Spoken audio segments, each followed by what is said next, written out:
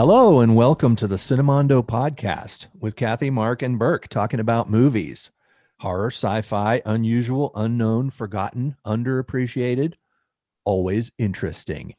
And today we have our special guest again. He's been on with us before. Our good returning guest. returning guest.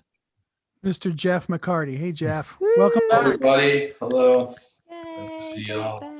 You look very styling if you're watching this on video. That's like the only shirt I have left. I had to order pants recently too. So, Everybody's got to see Clearly, Jeff yeah. on video. He looks super cool. all I had was dress pants for a while. There's nothing else. Jeff does really interesting work in the entertainment industry that to me is really fascinating because it's sort of what has to happen with a lot of old things. You know, they have to get restored, like Jeff's shirt that he was just telling us about. Yeah. And It's an ongoing start to- effort in 4K. when they start to fail, you have to stitch, and get like meticulous about it and repair it so that it's back to its original condition.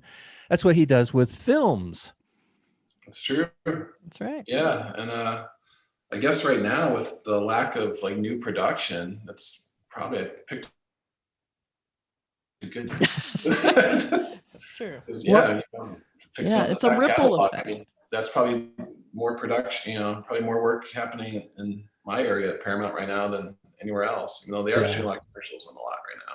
It's true. What are you working on now as far as I've restoration? been working maybe the same film since the last time I talked to you, The Godfather. Still working on it. Wow. Been working on it since like the turn of the year. So before You the didn't work on Godfather Coda, did you? I not, but I involved in all those conversations. I have not seen the new cut. Have you? No, Any of you no. seen it? No. I just hate that movie so much that even though it's supposed to be better, I'm like, should I Right. watch it again? I don't know. Well, we watched the whole trilogy this summer here, 1 and 2. Lizzie, my girlfriend and partner, had not seen them in a long time. Never seen part 3. I had the same reaction to part 3 I did when I was a kid. Me too. It's kind of boring. It's keep so hearing, still you horrible. It's You kinda read these boring. articles, it's Pacino's like, good. Yeah. reassessing Godfather 3 and, were we too harsh on it in the old days and it's not as Right. bad as its reputation. But, I watched it like that. I watched it again recently too. And it was like, I don't like it. I still don't like it. But the new one's supposed to be re-edited and supposed to be better. It And I'm does- trying to think, how do you do that besides just take out the beginning and the ending? Right. Take out the Um, characters and put Yeah. different characters in, and then take out the story and put a different story. Yeah, about the Just gotta entire erase second it. act where nothing seems to happen except for talking to like the Vatican or something. And then Right. I do know at the very end he doesn't die anymore on screen. In the original Mm. film, he falls over in the chair outside. Oh, he yeah, doesn't do yeah. that. That was always so awkward. that death Terrible. scene. I Yeah. can't talk trash about it too much. Yeah. That's true. That's People okay. Well, you're not saying anything that hasn't been said about it. Yeah, before. no. But the funny Yeah, thing I'm is, we working on all probably like Sofia Coppola's film work, but Yeah, gosh, her character in this film is just so hard to watch. yeah, and it's hard to blame her. She was a Yeah. teenager and pressured into doing it because Winona Ryder famously was exhausted. Yeah, and I have really liked a lot of her movies. Yeah. Yeah. Especially the first few. Yeah. Well, we'll have to do a show about it and have Jeff on to talk about it again and trash it. Godfather. Yeah, I haven't Still seen hate it yet. But Godfather 1, we've spent the entire pandemic of finding. So the original film, the negative, 30% of it was not original negative. It was all like dupes that were cut in later because there was damage negative. Mm. And back in the 70s, 80s, 90s even, they would remove stuff that was damaged and throw it away. So, and because as soon as they found like a dupe, they would just cut that into the OCN. But we actually have been uncovering all these trim cans and found almost all that footage, the original negative footage. And we can digitally fix all that stuff that was messed up now. Oh, So most of the film now will be from the original negative in the new restoration. wow. really That's cool. pretty cool. Wow. Yeah. So that's been like my main thing. We're restoring a bunch of Clara Bow movies still. Nice. In fact, I'm evaluating one of them this week. Her The classic. Girl. Yeah. along with Kid Boots and Man Trap.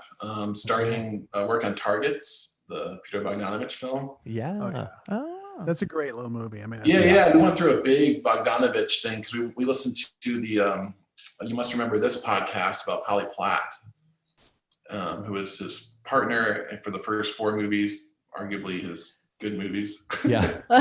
Some people, often said that she was as much of a director of those films as he was. And, Huh. I mean, it's, it is kind of glaring that a lot of his later films don't match up to those first ones. But Targets was the first one they did together. So doing restoration on that, doing restoration on Once Upon a Time in the West, new oh, that's cool. grand transfer of that. wow. Reds, starting Reds. So Wow. yeah, one of my So you favorite. work on some high. It's not like it's just all the films are always interesting. Like you're Yeah. doing Yeah. stuff that's like, wow, that's a legitimate classic. Yeah, and some films have been forgotten. I'm working on this 1949 Kirk Douglas boxing movie called Champion, which is very good. I'd never seen it before. The Amorous Adventures of Miles Flanders with Kim Novak in the mid '60s, working on that film. A bunch of random things. But that's a lot of work. It's like you have to go from one to the other to the other to the other and remember where you were in each project. I mean, at this point, because I used to do all the hands-on restoration work, so now I pretty much like supervise it and design like the blueprints for how they're going to actually restore it, and then other people actually go in and do the actual restoration work now. And I just go, okay it all or give comments back. That's, right. nice. That's a good position to be in. Yeah. But I did used to do all the hands-on stuff, so. But moving See, from it's one good to the that other, you're- you've got you have to remember where you were and where you just. Oh yeah, Everything's so it's been very different. confusing lately. Yeah, It's good to have someone in charge who actually has done it. Like so many times, Yeah. people that are supervising haven't really done that kind of That's work, and then true. they're just sort of. That's So at least you know what goes into it and like the physicality of it. So that's cool. Yeah, and also the film background because I've worked, Yeah. with actual film, and a lot of younger, my younger colleagues have not. So Right. Young whippersnappers. Yeah, yeah. And I was probably like the last class at USC that even shot stuff on film, in the mid '90s. So So sad. yeah, Hi, film. right? Yeah. I know. That's why I Actually, appreciate like when Quentin Tarantino actually does film, because then when you see the film, you really go, I do miss this. I do miss this look of this film. Absolutely. It does have something. I had one really magical experience with that during the pandemic. So The Godfather, to get the correct look of the film, we got invited to the Academy to look at some original IB prints, which means that the color has been retained, has not faded. For the original dye transfer Technicolor prints of the first 2 Godfather films projected at the Academy Theaters, like 6 or 7 of us in there, all spaced apart, Yeah. masks on. But watching film again, it was probably definitely the longest it's been for me since I was a toddler, not having been in a movie theater, not seen film projected. So it was pretty emotional, actually watching those 2. And just reminded me of why I do what I do and why I must return to the theaters the second this damn thing lives. I hope Yeah, theaters right. don't fade away. I hope they come back and become. I hope people are so hungry for them that they do really good business once we can all go out in public. Yeah. I mean, it seems so. I mean, the drive-ins I don't know if you guys have been to any of the drive-ins that have popped up everywhere. I've been to a few and they're pretty well attended. I think people like to go out, Yeah. And so it's still a great thing to, take a first date to, especially if you don't know each other very well. You can sit in silence for 2 hours. Right. Yeah, exactly. Judge I listened compatibility to- with how they react. Thank you. Hello. Lizzie, who has watched all the same Wow. films. Hi. Sorry about this. She's like, oh wait, there's a dog. Yeah, Oh, yeah, those yeah. always have to be Aw. on film. You want to see her real quick, the dog? Yeah. Definitely want to Yeah. see the dog. She has our Aw. Japanese kitten. We got her Oh, during- oh my God, that's the cutest thing. That looks like my dog with fur. Oh, it's Yeah, I mean, it's about that. And she's part panda, part cat. so cute. Oh my God. What kind of dog is it? A Japanese chin. Japanese chin. He's Very so cute. And yawned. How cute. Yeah. Oh my Yeah, we got God. her in March, right when all this started. So she's been our little friend through all this. We'll have to promote like special appearance by rare dog, and then we'll get like 100,000 like views. And Lizzie That's has really watched cute. all the films I'm going to talk about Oh, today. yeah. She's watched all of them with me, but so Oh, okay. We might have a duel. Yeah. I Around can't for- wait to hear. have her on for a future podcast. I heard mention of the boyfriend, and Oh, I yeah. love that one. Yeah. Okay, bye, you guys. Bye. Bye, Lizzie. Special guest appearance by. That's The really star funny. Well, of I your, heard your from- Roger Corman film, right? Which one? Mm-hmm. The Roger Corman challenge film that you made. Oh yes, we did make me and Lizzie made that film. That was that's one of the three big things that happened during the quarantine so far. Well, the Yeah. fourth being Trump losing over and over again. But like, that never gets old. I love it every time. again, how many times? Oh, he lost again. Oh my God, another drink. Let's watch that one more time. Slow motion.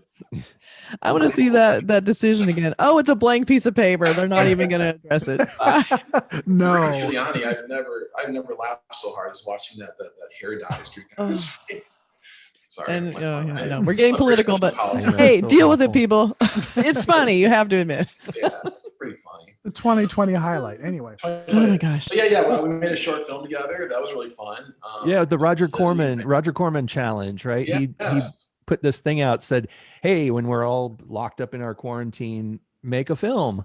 Yeah. That's a great idea. Yeah. I wanted to, but I did not. I wanted to, and I didn't either. Well, Mark made one, we made one, and then me and Mark have been ever since talking about making something as soon as this pandemic lifts. Yeah. So we Yep. got projects we've been talking about. Yep. Yeah. We'll Yeah. see. It'll happen eventually. Probably try to pull Burke and Catherine into it somehow. Definitely pulls in. I want to do it. I was listening to a few podcasts. They did an interview with I think she's the new CEO of Alamo Drafthouse. Okay. And then I heard another interview with the guy who at Warner Brothers who's decided to release everything on Right. streaming and Very theaters at the same controversial. time. Yeah.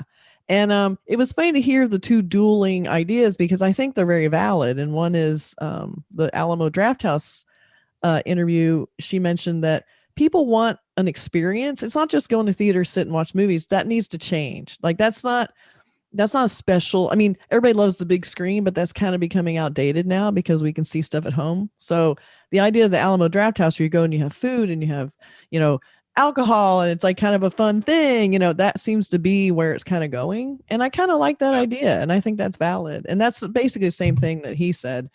He's like, the consumer is going to drive this. So if we release all these and it doesn't work, whether people either don't watch it at home or they don't go to the theater, that's sort of them casting a vote on how people want to watch movies. Right. And I want to see them on the big screen. But, I do pick movies like, oh, that's a big screen movie. That's a Right. watch at home movie. Like the spectacles like Wonder Woman, I want to see it on the big screen. Yeah. Some little movie, I'm like, I'll just watch it at home. It sounds terrible, but No. so that's already a decision people are Totally kind of legitimate. making, I think. Yeah.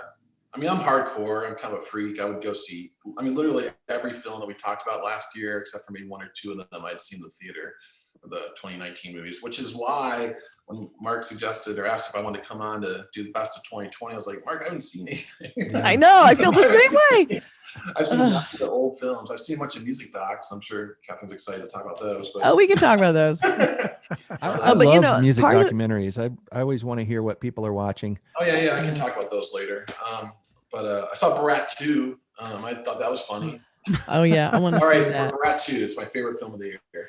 I just watched the clip The only where film I he, saw. where Borat goes in with as Trump to interrupt Oh, yeah, Giuliani thing. the Pence thing, and that was the funniest damn thing I think I've ever seen. And that guy is got just huge balls. I don't know how he does this. It's like, but And he you've said he was seen wearing the- like a bulletproof vest and stuff to do Yeah. that. I mean, he has to worry because people don't like it.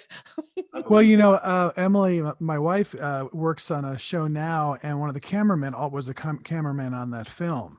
Oh, And it was like basically, they were saying Sacha Baron Cohen. It was always like there was some safe word. I forgot what the word was. yeah. But if he says that word, Right. you start running. You just start running back to wherever you're supposed to meet. Oh, that's interesting. And so it was very tense. I mean, he's going into these situations where he could be arrested or he could be beat up or whatever. Yeah.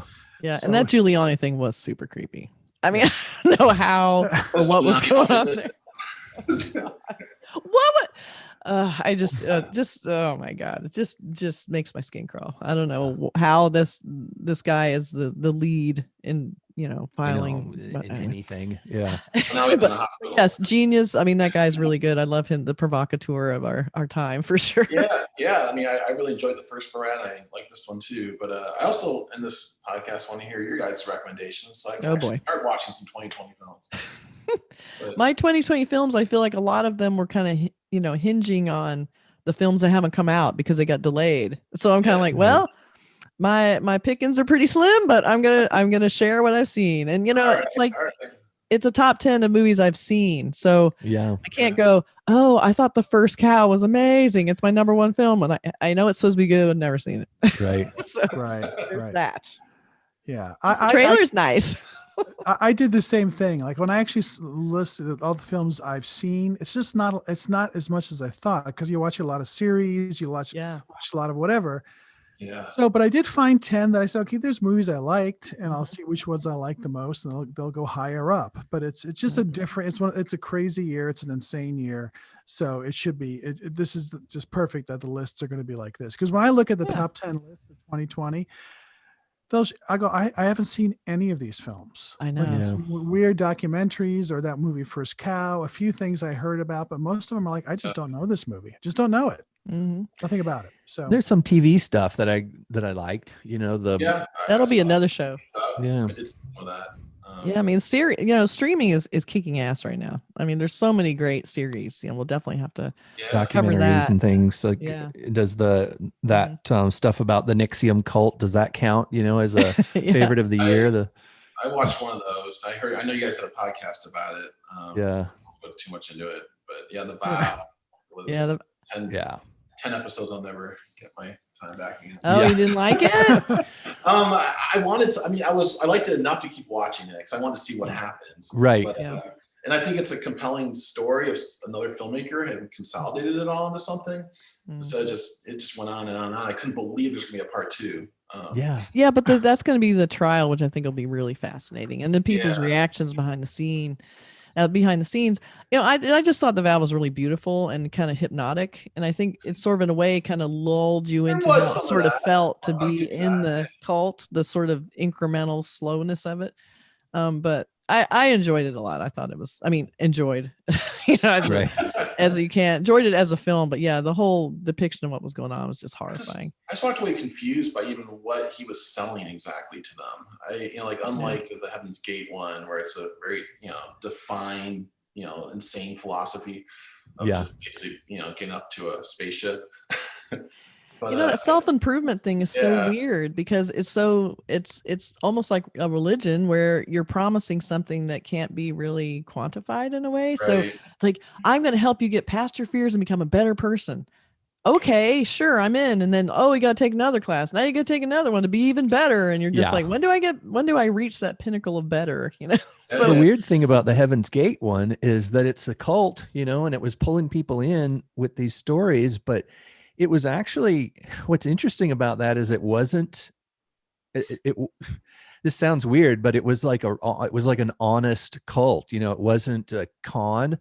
There was no scam there. You could leave whenever you wanted to. There was no pressure in that sense. No sexual assault. And it wasn't about getting him getting young girls in there to have a harem, and it wasn't about making tons and tons of money. It was, even though they had tons and tons of money apparently from somewhere, but it wasn't like, you didn't see the, what's his name? Doe driving around in a gold plated Rolls Royce, like, Father Yod from the Source. That one was a classic cult, Yeah. He really, Doe really believed. And I think he did. Yeah. And so that you guys are making it sound good. I know. Yeah. We need to start it again. So who wants to go with their list first? I think our guests should go first. I don't even have a list. I have movies I want to talk about that I've seen. Okay. No, you have to have a list just to count down. That's the suspense. Oh boy. Okay. Well, okay. If you have 3 movies, that's fine, Jeff. That's fine. Whichever. Go ahead and just throw. We can do like a kind of, we can take turns on the films we want to talk about if it helps take the pressure off. Or you can talk about them all at once, whichever you prefer. Oh, wait, so you want me to talk about just stuff I've seen in 2020? that you like. Yeah. Wait, it's stuff that premiered in 2020, right? That came out in 2020. Yeah, Yeah, 10. Yeah. Okay. it's possible. Yeah. That's why we called it the top 10 2020 films episode. Okay. I do want to get to some films I've seen from the past, though, at some point that Oh, we'll do a top 10 I've films discovered period. this year that are very meaningful to me. Oh, movie Discover is good. Okay, then I'll talk about some of the music documentaries I've seen, because I have seen some of those. No music documentaries. Not Oh allowed. yeah, we can do music documentaries. we can do it. I We can do was playing chess on my phone here. it. I started playing chess. I'll be right back. Let's see. I saw the Zappa document, the Frank Zappa documentary. Oh, I've heard about that, but I haven't seen it. Okay, yeah, I've had a complicated relationship with Zappa throughout the years. Yeah, it's the only relationship you can have with him. I think, musically, He's a complicated guy. with his I think he's output. fascinating. I think he's always interesting. I appreciate him. I don't always love his music, Right. but some of it I do love. I have, Hot Rats is Freak Out. Those are great albums. Yeah. But the documentary was actually made me even more excited to listen to his stuff and appreciate him even more. Especially I didn't realize what a big hero he was to the people of Czechoslovakia Mm, after they freed themselves from the Soviets. yeah. And Really? he symbolized weird. to them American freedom, completely, at its core. Mm. And so when he came there, it was like Beatlemania. And Baclav, That's cool. Baclav Havel, the man who revolutionary in the 60s and 70s, became president in the 90s. He invited him to the palace, and he was just a big guest, big symbol there of everything they were fighting for. And I didn't really realize that. And that happened right before his death, so it was really kind of moving to see him there, and he seemed really moved by it, because Frank Zappa is not someone who would show his earnest emotions a lot, Right. but he was very moved by that, so I thought that was pretty compelling. So I recommend it. It's very good. It's directed by Alex Winter, the Bill and Ted's. I'd not seen that film, Face the Music, right? The new Bill and Ted. I didn't see that one either. Where is that Zappa? Is that streaming on Netflix or something? I think I rented it through Amazon. Okay.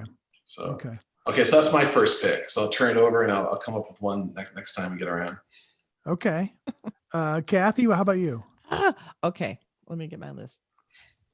And these, I don't think these are necessarily in any specific order. And again, with the caveat of, they're the ones I've actually seen that aren't necessarily the best films of 2020, because I haven't probably seen the Right. best film of 2020. I'm gonna clock in with The Assistant first. Oh. I feel like The Assistant, it's about a girl who goes to work as an assistant to a studio dude. It's basically kind of like a current Swimming with Sharks. And to me, that film felt like the most authentic, what it feels like to work in LA like that. It felt so real, especially as a woman having that sort of, it was sort of a subtle sort of toxicity, like this sort of kind of random sort of hostility that's just sort of under the surface. And you're always kind of thinking you're just sort of making it up when you're, when women say they feel it, but it's not Right. preachy at all. It's very low key, just beautiful film. And great acting, but I really liked it as sort of a partner with Swimming with Sharks. That kind of showed the male experience, and this showed the female experience. Gotta say, I remember thinking Swimming with Sharks was so horrible, and not horrible movie, but horrifying. Yeah. And then you see this and you're like, he had it easy Right. compared to what this woman's putting up with. And it wasn't over the top. Like I said, it's very subtle and kind of under more of a subtext. And so I really, really thought it was a really well modulated kind of film about that kind of thing. Really, if you want to know what it feels like, come to Hollywood and work in the studios, Right. watch that movie first. It's not what you might think. Yeah, I actually, I'll say I had that as number 2 on my list of my top 10. I thought it was a brilliant film, and it's just like you said, it's really subtle, but you can kind of almost have lived that day if you've had any kind of cubicle job, especially if you're a woman. But you can even sense it in a man, like the stress of it, this underlying stress, and it's just one day. Not a lot happens. Yep. It's just a cubicle job in an office. but it's so compelling and actually like super riveting and intense. Mm-hmm. Oh, it was like, wow. I was like, I'm really nervous about what's going on. Like, Yeah. the copier's not working. Holy shit. It's like, Yeah. oh my God, he needs these copies right now. Yep, and Yes. you have something due right away. And Yeah. Yeah. And I like too, like it was directed by one Kitty Green.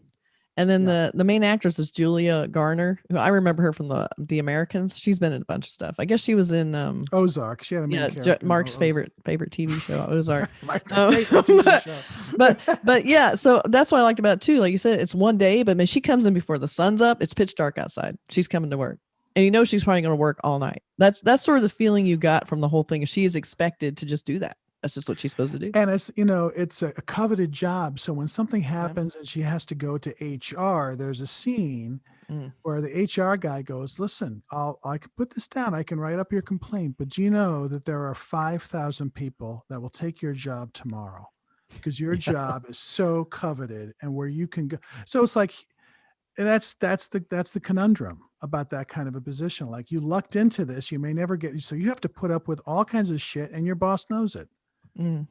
So anyway, and that's why Me Too became a thing, because you can't, there's really, even women now, even after Me Too, nobody really wants to take the risk of going and complaining about someone who's treating you badly because, like I said, competitive job, they can find a way to get rid of you without it looking like that's why they got rid of you. And so, it's still risky, and you don't want to be that person, the only person in there causing trouble, yeah, it's a really disturbing film, really well done. It's isolation horror, if you can believe it. With no gore. Yeah. Where do I jobs watch? that were isolation horror. Yeah, where is the assistant? Is it that's on Amazon? It's on Hulu and Hulu. and on Amazon, I believe. Okay. I saw it on Hulu. It was really good. Yeah. Okay. I'm taking notes of all these films. Okay. Burke? Well, Should I go? sure. I really liked that movie Relic. Mm. Mhm. That's kind on my of list. a bizarre horror film that I think was kind of depressing and sad, but it was framed in the context of it being like a horror film, which I guess was the intent of watching. The idea was here's a horror film, but there's a whole nother movie submerged just underneath the horror film of it.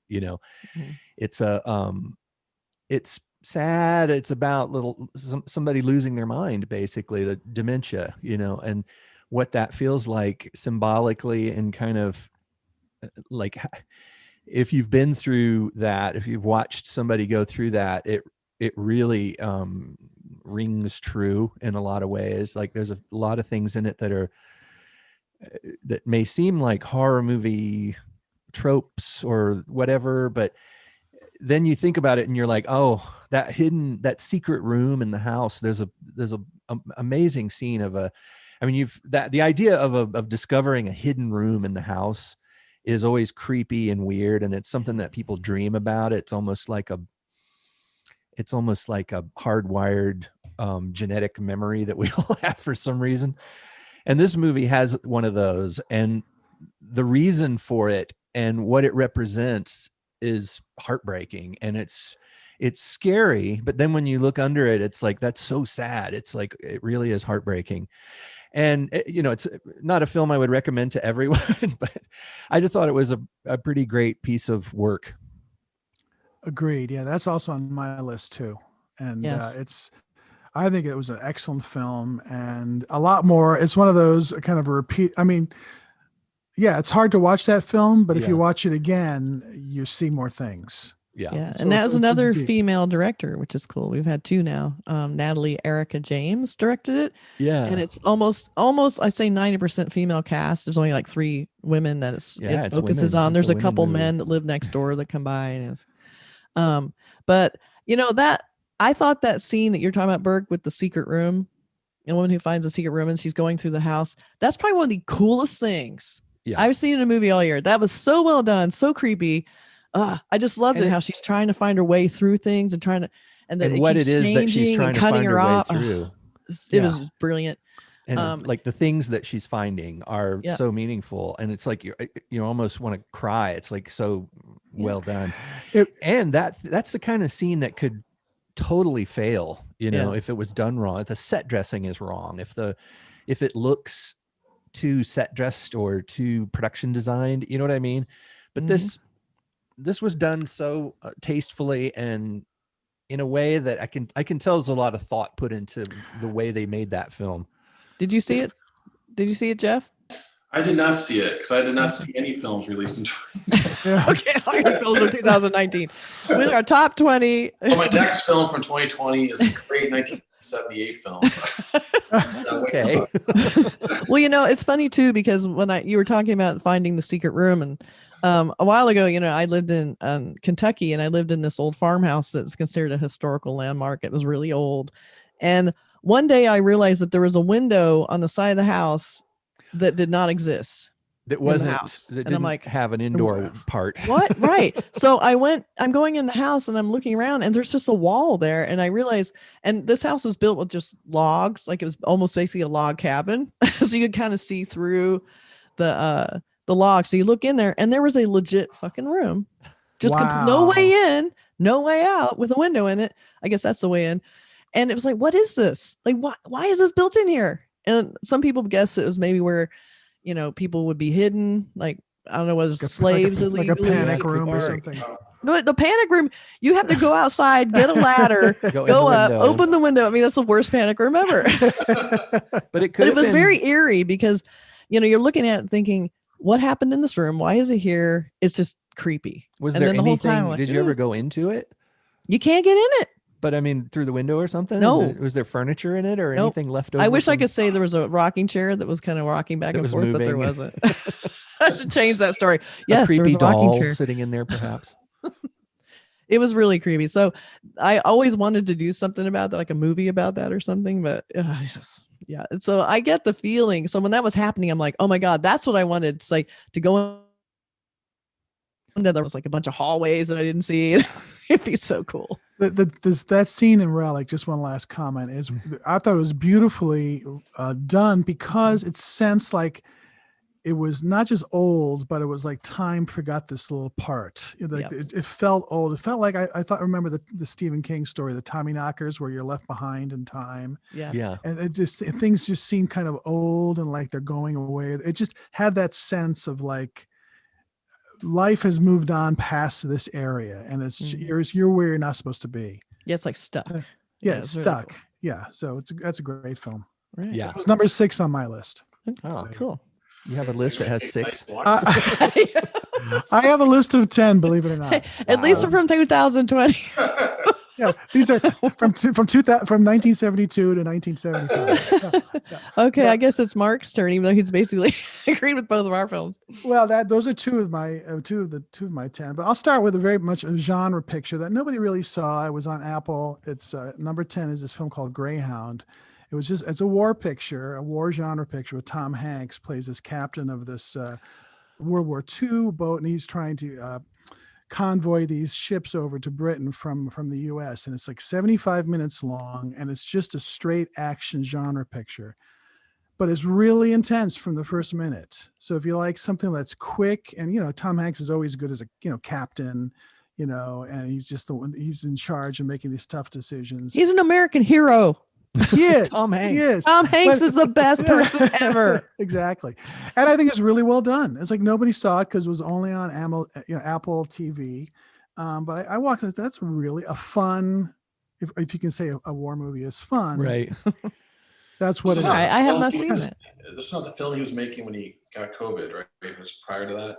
It was prior to that. Yeah, it came out earlier. But it's very much in that vein of those, Run Silent, Run Deep, those submarine films, U-571, those kind of things. Das Right. Boot. Yeah, well, it's not nearly what the film Das Boot is, but it is fun for what it is. So I want to put that in for just a strict genre picture. I had my worst movie going experience ever with Das Boot because I know people claim it's a great film and it probably is. I went to see it at the New Beverly Cinema before they had air conditioning. Oh, The hottest day of the summer, and watching a 4-hour film, claustrophobic, with like a bunch of sweaty men running around with the lights flashing red for 4 hours. I hated it. A little too real. But I bet it's a great film if I watched it in nice air conditioning. Okay, you're up, Jeff. Oh god, okay. My next 2020 pick. Is is a film, like you said, film from 1978. Yeah, no. Actually, it's from 1978. 'Cause I never even heard of it prior to this year, and I don't think it was very well discovered. There's some articles written about it. Lizzie, my girlfriend, turned me onto it or read something about it, so we watched it. I think you can find it on. It's a YouTube or I don't know. There's some way you basically have to rent it to watch it. It's not like available on Netflix or anything. It's called The Whole Shooting Match. You guys seen that film? It's directed by Eagle Pennell. I talked to Mark about it. I know. I've seen it. Yeah, you should. I've seen it. Oh, yeah. Of course, I told you to watch it. So yeah, it was the film that basically inspired Robert Redford to start Sundance. So he saw it in like 77, 78 by this filmmaker named Eagle. He filmed it in Austin, and really, really low budget, like maybe $20,000 film, but just my favorite type of film. Just like guys trying to make it in the world, lots of hijinks, Right. dead-end jobs. Their lives are tragedies. Their families are falling apart. They have alcoholism problems. But it's really well made, and it basically was the film that Redford said, I want to see more films like this. There's no avenues for these films, and it inspired him to create Sundance. And then that director, Eagle Pennell, he had a little moment in the sun. Was a terrible alcoholic, though. He made one other film after that called The Last Days at the Alamo, and then just faded into obscurity and died an alcoholic, like in the gutter. But that film, The Whole Shooting Match, it's fantastic. Highly recommend it. One of the best films of 2020. One of the best films of 2020 was 50 years ago. That's fair.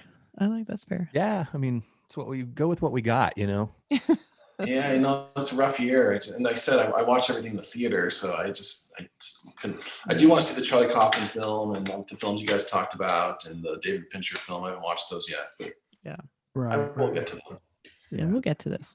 How about you, Kathy? What's next on your list? I'm going to throw in, and this is maybe controversial. I don't know how you guys feel about it, but I really like Possessor. This is a film by David Cronenberg's son. And it's the same kind of, you can tell, where, the father has gone, the son is going. It's a little body horror-ish.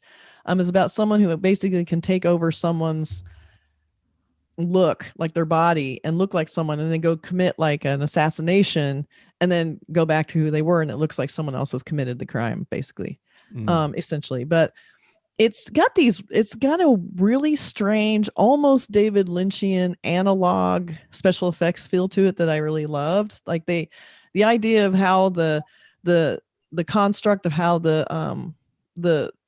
how would you call it? Like not a costume, but how the person turned into someone else, and they had this, melting, dripping, almost mannequin, and just really a cool, weird little film that has some shocking moments, but mostly just a really kind of hypnotic strangeness that I just really liked. That was unlike anything I'd really seen. So I'm going to give it to him for this one. I did a terrible job trying to explain it. No, I want to see that. I remember seeing a trailer for it. It is very graphic. Yeah. Like there's an uncut version with actual sex and a little tiny hint of pornography in it, which is like, whoa, like you don't realize how you're watching a movie going, yeah, whatever. And you see that and you're like, what? But it's a cool idea of like looking through someone's computer camera, and they're, it's in their bedroom. And of course that's what you're going to see. And so it's like, okay, then there we go. I liked it. Did make my list, but I thought it was well done. There is a really incredibly violent murder scene that was hard to watch. Yeah. Woo, bastard. That's very Cronenberg. Yeah. But he definitely has his father's chops in some ways, and it was an interesting film. Sort of sci-fi. It wasn't top 10, but hard to describe. But it's that weird sort of cold Cronenberg-y, Canadian film sort of vibe to it. It has that strange actress. Idea. I like the. Sorry, Andrea Riseborough. Yes. Is that Riseborough? Right. She was in Mandy. She was in Mandy. So odd. Like, so even just having her in the film feels like you're doing something weird. Just having this woman, she's such a strange persona, Yeah, I agree. But it's an interesting film for sure. It is. Not seen that. Okay, one. Who's next, Mr. Sauls? Yeah, I'm gonna say something about a series that's on HBO, I think, that my wife and I watch, and she loves it, and I love it because I feel like it's sort of different than what we normally watch. It's sort of young adult in a way, not quite whimsical Harry Potter-ish, but it's in a way, but it's His Dark Materials. It's it's actually really engaging, and partly because the cast is so good. The young actress who plays Lyra is really good. And it's the production values are really good. And I think the main thing that I mean, there's a little thing that you can watch after it, like, when you click after the film, you can watch sort of the making of that show you how they built these sets. There's one, I don't want to give anything away if you watch it, but there's one place in the film that's like a city. And what's cool is they actually built the streets of this city in a really specific way with a theme. So when they're running through the streets, there's no digital set extension. Well, there probably is some digital set extension in the distance, but for the most part, they're running through real streets. And at first I thought, wow, did they film this in Venice or something, or Florence or something, but there's something weird about it. There's like little decorative elements. It's kind of got that feeling that you got when you watched things like Lord of the Rings or Game of Thrones, where you're seeing so much work in the details, like the motifs and the decorative motifs and stuff. But aside from that, it's based on really good stories. The idea is really interesting. If you haven't read the books, they're a bit young adult, because it's about young people and all this kind of stuff. And there's there's darkness in it. It gets a little bit dark. In fact, very dark. And there's some adult ideas in there conceptually regarding things like organized religion and things like that. But what's interesting is it takes place in a world like ours, and it's a bit, in a way, Game of Thronesy, but the world that you're in this story is even more like our world, because there's Cambridge University, and there's this, and there's analogs to our world, but they're different. There's something not quite the same about it. There's no airplanes for some reason that you find out later. People travel in the air in balloons, and dirigibles. But the most interesting thing, the characters, every person has what they call a demon, which is an animal companion that they're born. There's a few things that you don't really get. Like, I don't know how that, is it born with the person, or does it sort of magically appear when they're born or something? You don't know exactly, but every person has an animal that's with them, and the animal can talk. So it's like your Jiminy Cricket, it's like your conscience. It can also help you. And there's rules, you're not supposed to touch another person's demon. And does the animal follow you around? Is it like your shoulder? Like, and everybody has a different animal, Sometimes the animals are big, like a wolf, and someone's like little, like a squirrel. So yeah, sometimes it's like a butterfly. There's a few where it's like a little butterfly, and it comes over and it can talk to them. But when you're young, when you're a kid, your demon can change forms. So Lyra, her demon is mostly like a little white mink, and there's one scene where she's running away from somebody, and she says, "Help me," and it turns into a bird, and it's flying above the alleys that she's running down, and it's flying up there, and it's shouting to her. It's like, "Turn left up here." It's really cool. And it's really a fun show with the characters, like I was saying, the story. And it's one of those things that you get into if you watch it. I know I've told you guys to watch this, and I'm probably not making it sound as good as it really is. I watched one episode. It was okay. Yeah, go past. I have to go. I'm not a big Harry Potter. I mean, he has a Harry Potter vibe to me. So I'm not a huge Harry Potter fan. Sorry. But yeah, I do like Philip Pullman. He it's basically, this is the Golden Compass. It's based on the Golden Compass books.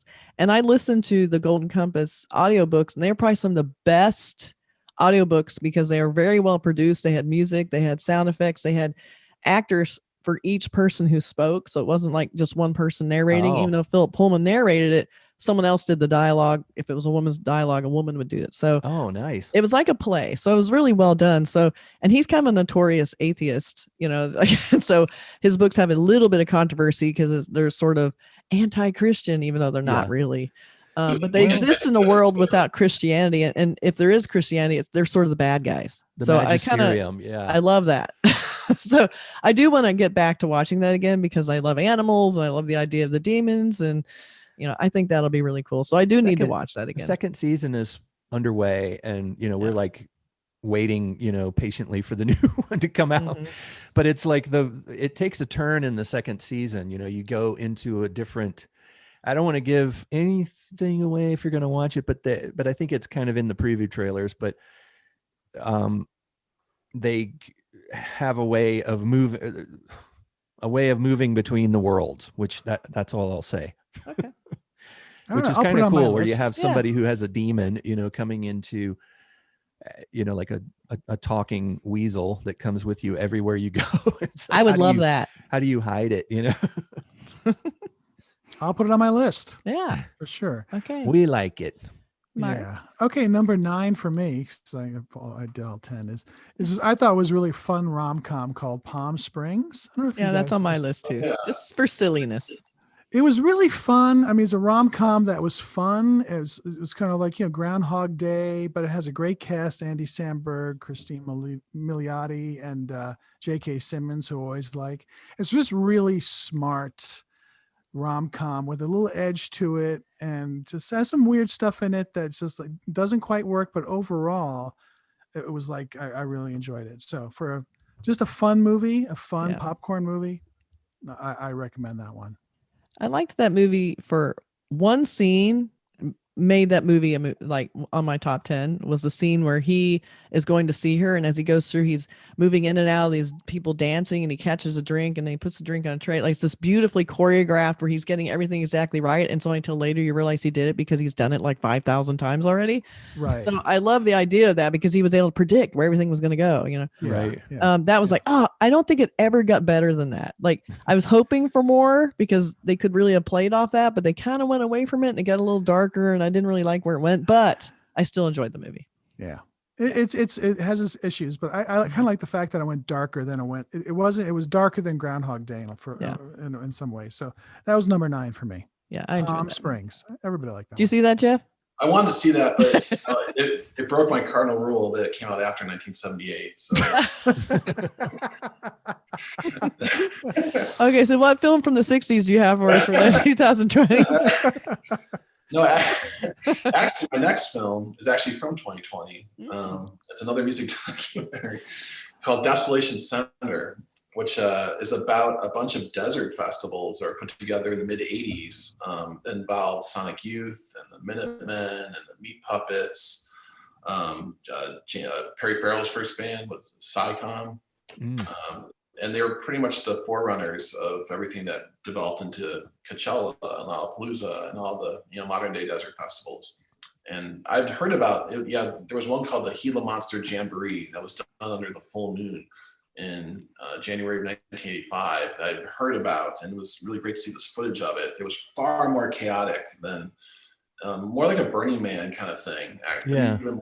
Even more kind of unorganized and chaotic and Sort of insane. fire festival-ish. Yeah, there was a lot of like explosions and fiery stuff, and people basically they met downtown LA and they're driven out in buses, and they had no idea where they were going to be taken to. It was the middle of the desert, and they weren't even sure what desert or anything. They were just on this bus. And the first show actually was not even a stage; it was the Minutemen just playing in the middle of the desert with That's all funny. their stuff set up.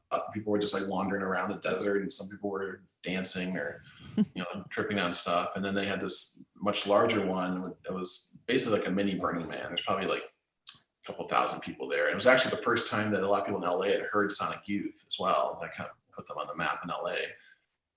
It was just really fascinating to see all that footage. I'd heard about it for a long time, and it came out, and it's always really strange to see now scenes of concerts and scenes where there's lots of people aggregated together. Just it feels like a different world, and I miss it. Yeah, it was I remember great. hearing about these shows, it was like in the days, what was the year of the one you were talking about? It was The like first one was 1983, I think. Yeah. And the last one was 1985. because that was in my music heyday, when I used to Yeah. play in a band and all that. And I'm really old, but but we had cool It's music. actually a wig. Mark and I weren't born yet. Yeah, they were Burke was right there with Jerry and the Pacemakers. yeah, The Mercy Beat. Oh yeah, yeah, Freddie and the Dreamers. he's the one who crossed the mercy. But yeah, I remember hearing about those things, but even back in those days, it was like, wow, those are wild. There were some musical events and things that even I didn't want to go to because it was just too like, wow, out in the desert.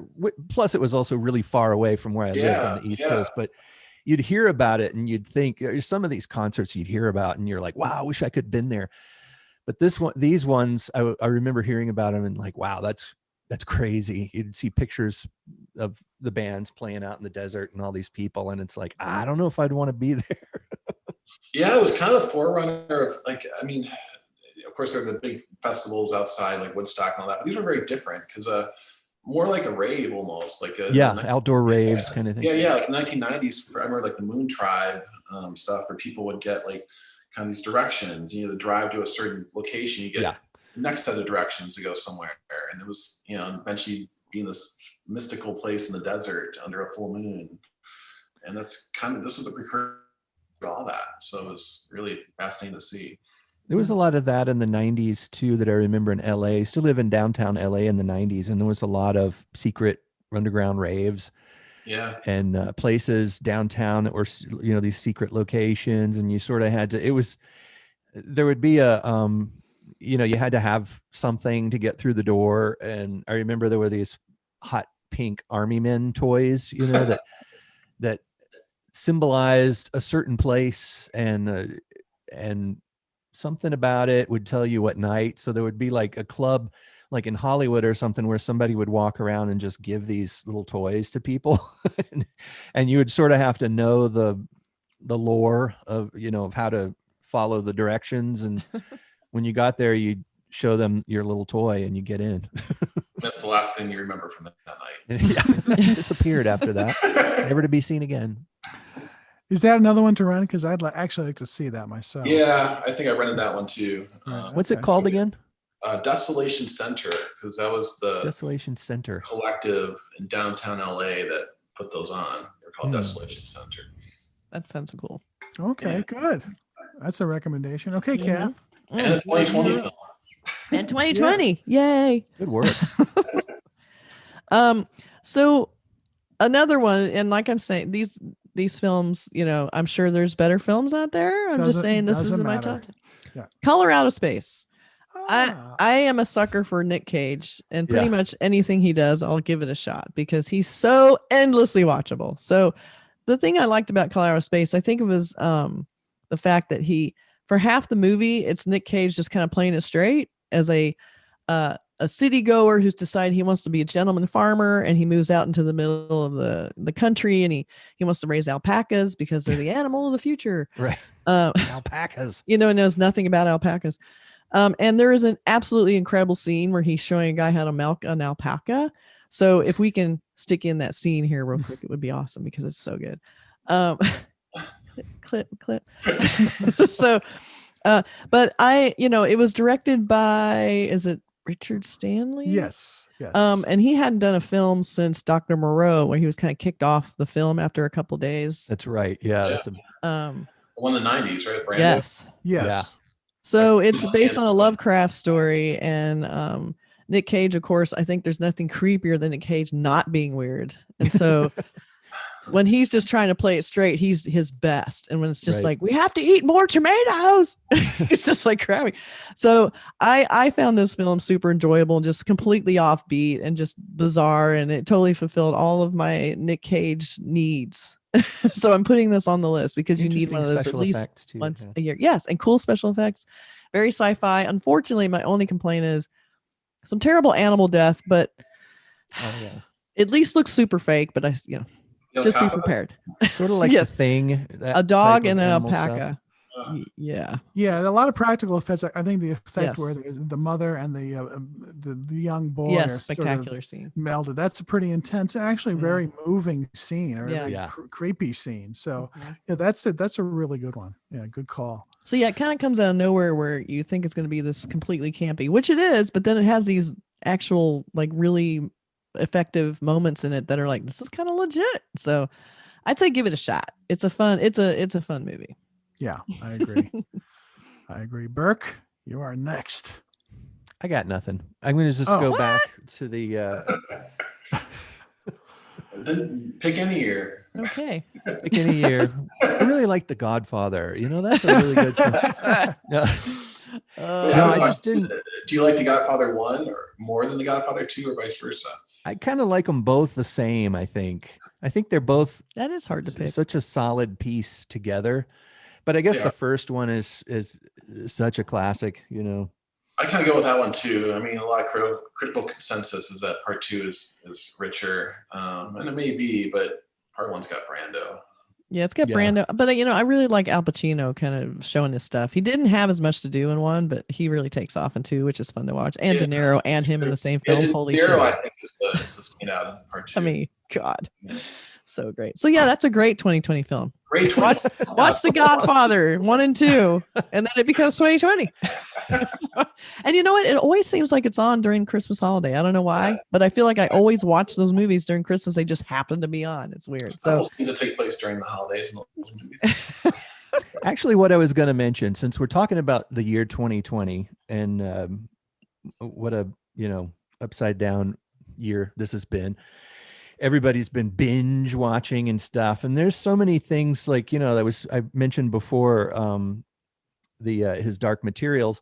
Another TV series that I think we might do a full episode on, but I just want to mention it here, is the Unsolved Mysteries TV series. Mhm. That's a really fun one to sort of binge on because each episode is about a different unsolved mystery. And it's one of those things where you watch it and then for a little while afterwards, whoever you watched it with and you are talking about it. and Like, Googling.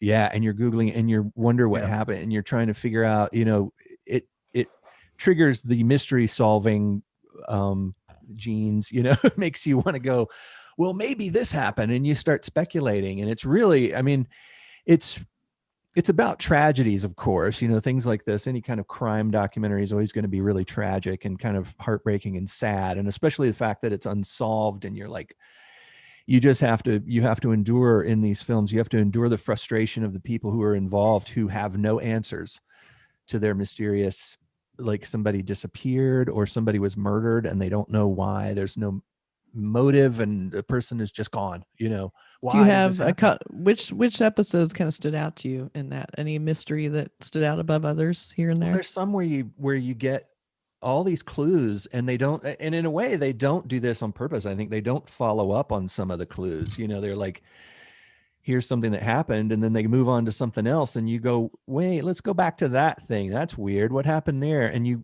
kind of have to Google after you watch it. And So you don't have one of the episodes you liked above others, a there mystery that was one, better? I think it might have been the very first episode, but there's one about a guy, like this businessman who allegedly killed himself, jumped off the roof of a building, and it just doesn't add up, It went through the roof of a building below it, so he went through the roof, like the ceiling Yeah. of the he the jumped building.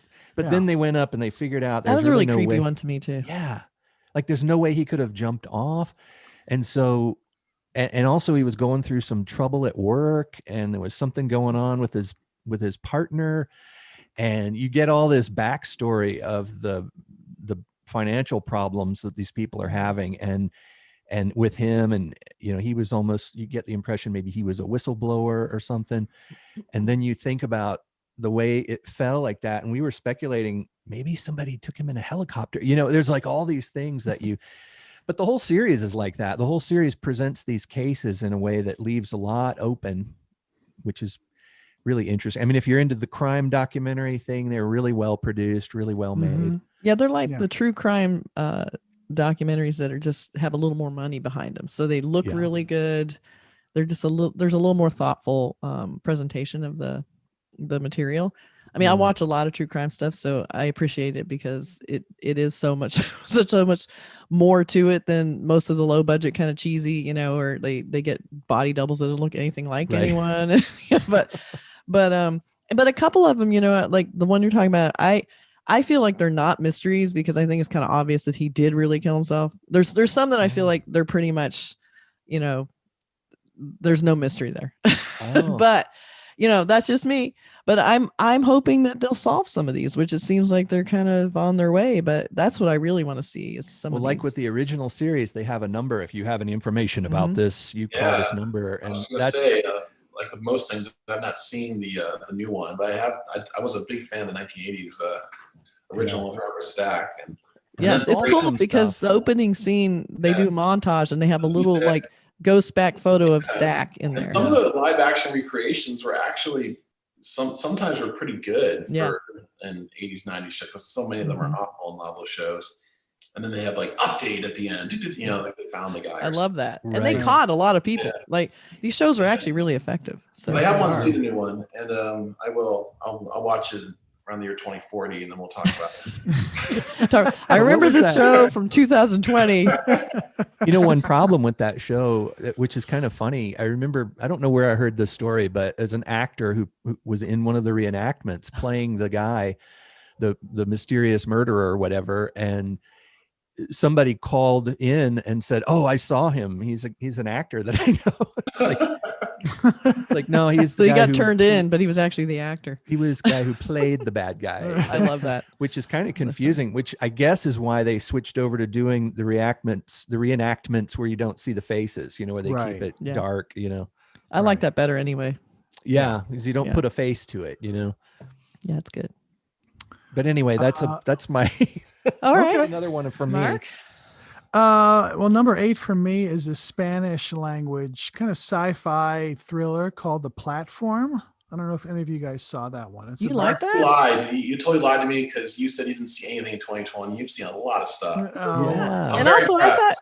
thought, Mark, this is controversy because I remember you saying you didn't think the platform was good. I saw it again, and it sticks in my craw as something that I sort of liked.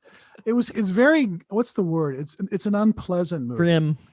Did you see it, Kathy? No, Okay. I didn't see Super unpleasant. It's about a because vertical. you said it wasn't good, so I didn't watch. Okay, well, maybe give it a shot. But I think Okay. it's very kind of gross in the sense that it's a vertical cell, and so every day there's this incredible feast of food that's on the top shelf, and the prisoners on the top shelf can grab whatever food they want, knowing that it has to go down about 200 levels. Mm. So it goes down to level 2 and more people eat. And then when you get down to the lower levels, there's just junk left. Yes. Yeah, that does not sound good. It's not very appealing. Sounds really sad. It's But sad what a and metaphor, weird. Yeah. But the thing Pretty is, like, much. every month the platforms change. So you might be on level 2, and then next week or next month you're on level 174. And there are people trying to climb up and down it's a very interesting film. It's obviously a metaphor, and it's very smart. It's not pleasant. Nothing Right. really pleasant happens. I don't like food horror. Well, this is Certain genres I Food do not like. horror. yeah, Food this, horror. this has got food horror in it, and it's quite. You have to Okay. if you can stomach it, it's worth. It's French, right? It's Spanish. Oh, Spanish. Okay. Spanish film. So All right. I keep thinking about it. Saw it again, liked it. So Okay, maybe I'll give it a shot. Watch it twice. That says something. That's something. He didn't like it the first time. Watch it again. I said there's something there. Then I saw, what happened? I saw a bunch of like early top 10 lists. I said, let me give that a shot. Maybe Yeah, I wasn't did in the see it on mood. some top 10 lists. Yeah. So that's that one. Okay. The Oscars Okay. here, I'm even curious. It's such a weird year to even give Academy Awards out for I know, right? because all their big films didn't get released. Exactly. Yeah. So it's going to be a lot of smaller films. Yeah. Yeah, that's true. Maybe they'll kind of relax the idea that they have to be released in theaters Yeah. because that's sort of the prerequisite, Yes. right? Right. Yeah. Yeah. That will probably change. Yeah, they have to change that because that's almost impossible to do this year. Yeah, it's true. 2020 sucks. Well, Yeah. let me give you number 7 too, just because Okay. Okay. This is one I just saw a couple of nights ago, a Rob Lurie film called The Outpost. This is another war picture. This is about Afghanistan, a true thing that happened in 2006. And it's a classic siege movie. It's almost like take the movie The Thing, but put it in like this group of soldiers in this outpost surrounded by mountains being attacked, and they have to survive. And I've never seen a war picture where you feel like you're really there. It's really Oh. intense and really Okay. gripping and beautifully shot. Orlando Bloom, Scott Eastwood, some other Mel Gibson's son. It's a lot of like celebrities kids, you know. Celebrity Um, kids. But it's the problem with those movies is they all look sort of like the same because they all a shaved head. They're all in they're all in gear, so you can't really tell the characters apart too much. Maybe that's kind of the point too, is the kind of the sort of Yeah. anonymous Yeah. idea of these are just bodies out there, you know. Right. But it's sort of like Robots. you're stuck, you're trapped, and there's this onslaught of. It's almost like Assault on Precinct 13, but as a war picture, and also really well directed. You get a sense of that's where the ammo is, that's where the Hummers are, that's where base camp is, that's where the bad guys are. That's always good to know where you are. It's one of those. Yeah. So it was really compelling. The Outpost. So that's another one Cool. for Ooh. All right. you. Okay. Okay, Jeff. 2020 coming at you. It's the hardest podcast we've ever done. It is. Burke just gave up. He's like, nope, I'm not I got even doing nothing. movies. Nope. Yeah. No, my next one is from the year 1985. I'd never seen it before. I think I saw it on the Gremlins. Criterion Channel, which I got a subscription for. That was a treat to myself back in like March or April. We've been watching lots of stuff on that. But a documentary called Streetwise. Have you guys seen that one? Oh yeah, yeah. Yeah, I was completely blown Oh. away by it. Yeah. I have to add it now to my absolute favorite documentaries I've ever seen. One with Give Me Shelter and Crumb. I think are probably my two favorites. Mhm. Yeah. I love Crumb. Give me Crumb. Shelter is my favorite horror movie. One of my favorite horror movies. It is a horror movie. Yeah. Crumb What's- is too. What's And Crumb, Streetwise? yeah. Streetwise is so it was first. So Muriel and Clark, she was a photographer for Life magazine. She had read the story about Seattle being the most livable city in the United States in the 80s. So she went there and to prove that even the most livable city had big problems. And so she basically met a bunch of street kids living in the streets, and became friends with them, and got her director husband, Martin Bell, cameraman, cinematographer, to film them. And it's the best film I've ever seen on the subject. Mm. Ever. Hmm. Beautifully photographed. I don't know It how is. they got shots that they did. The intimacy with the kids. It's tragic. It's funny. It's gorgeous. I couldn't stop thinking about it after I saw it. Wow. And it has a kind of a famous shot in the beginning where a kid's standing on a bridge and he jumps off, and you think he's committing suicide, but he's just diving down to the river below. Oh, that's fun. But again, it's like, just beautifully photographed. And she did a follow-up of one of the characters in it, one of the more tragic characters named Tiny. About 30 years later, she was, I think, a 13-year-old prostitute in the movie. And then by the time that she filmed her, like 30 years later, she had like 7 children and been married a bunch of times, and many, in and out of rehab. Mm. I know it sounds very, very distressing, but it's a gorgeous film. It really stayed with me. And I think a lot of people have seen it and kind of got forgotten about. And so one of the best 2020 films for sure. I saw that a very long time ago. I Uh, think Did you so really? too. I remember it Yeah. was a video I used to work in a video Yeah. store. Yes. I've been going to Remember the those? store actually. South Pasadena has one, a Videotech, which I frequent. Yeah, quite a lot now, especially when you can't find certain films to stream. Yeah. That's right. They have them there. It's nice to support them. And Yeah. I met a friend there recently. It kind of reminded me of or made a new friend there. So it brought me back to like the old video store culture. Right. Yeah. We're all masked warriors, Right. and like slipping through stuff. But yeah, But I I, wanna remember try- that I being never- a I never video in saw the video that, yeah. store. Yeah. I never saw Streetwise, so I'll put that on my list Yeah. for sure. Yeah. great Cool. 2020 film. Should rewatch that. And you said you All right. watched it on. I watched that one on Criterion Channel. Oh yeah, yeah. Yeah, Criterion. That is an Many people aware excellent of it. investment. Yeah, yeah. Probably one of the better ones I made, other than Yeah. the Japanese chin. And learning meditation. Me and my girlfriend took a 4-day course in transcendental meditation this summer. Oh, nice. So That's cool. This program. David Lynch, very supportive. Yes, of that. Very much into yes, that. he is the head of that. Yeah. All right, Kathy, you're up. All right, I'm going to say a really obvious one. It's actually probably the top movie, but I don't want to get lost at the very, very end of the podcast. So I'm going to throw it in here. It's The Tenet.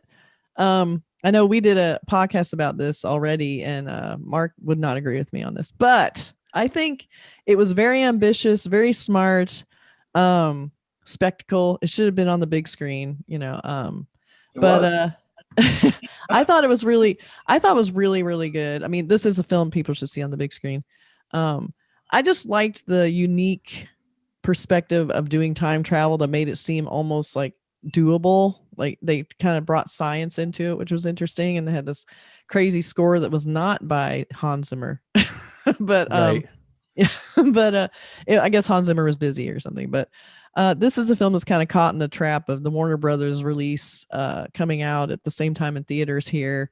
And he's not happy. You know, Christopher Nolan's not happy about this streaming idea at all. And I don't blame him, because I'm sure this is a film that feels big, and I don't think he wants people watching it on their phones, even though, I mean, eventually that is how people are going to watch it. You know, maybe not initially, but I do like his support of the theaters and, you know, him wanting to keep things in theaters. But it is coming out soon. It seems like a good time to mention it. But if, you know, Robert Pattinson, John David Washington? Yeah. Denzel Washington's son's in it. You know, really good cast. It's basically a James Bond movie with a sci-fi time travel twist in it. Yeah. Heisty, very watchable, very exciting, very commercial, accessible. I didn't really understand it exactly, but I like the effects and what it was trying to tell me. So I highly recommend that film. Just playing a lot of drive-ins. Yeah. Yeah. Yeah, I well, got kind of lost in the theatrical release when it first came out, because it was all no one quite knew what to do and whether theaters were even open, and it was, and so it didn't do great. It did well, I guess, over, you know, outside of America, but Yeah, I think it was the only big summer film that actually got a release. yeah. Yeah.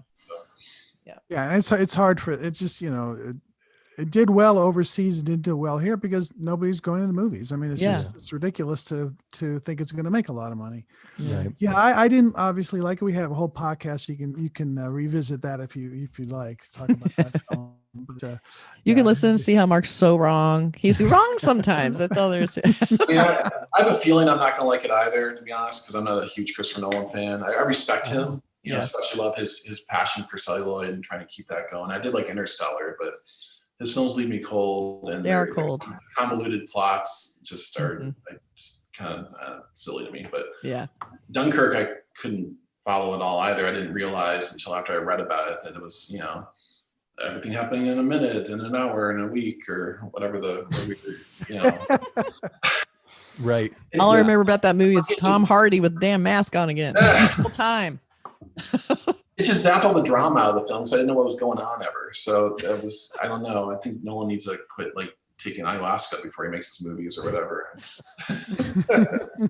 but you know, I respect him for being original and trying different stuff. so. Exactly. That's it. I mean, Tenet's wholly original. It didn't come from anything. It wasn't based on anything. I've never seen anything quite like it. It does. He does have a tendency, like we talked about this in another podcast, that his movies are kind of cold and remote. You don't really care about the characters that much.